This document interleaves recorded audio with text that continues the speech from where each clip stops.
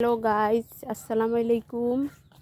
আমি এখন এই পুঁই শাকের ফুলগুলো নিব।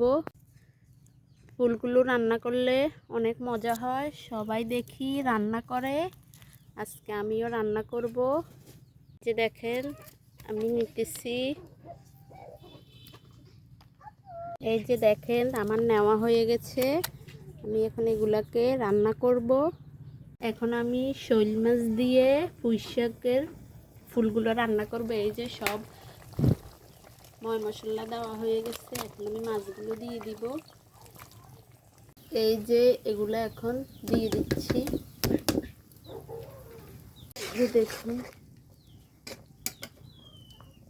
এই যে দেখেন রান্না শেষ। শৈল মাছ দিয়ে পুঁই শাকের ফুল দিয়ে রান্না করলাম। আজকে আমি খাবো, কেমন হয়েছে আপনাদেরকে বলবো। দেখেন আমি এখন ভাত খাইতেছি। এই যে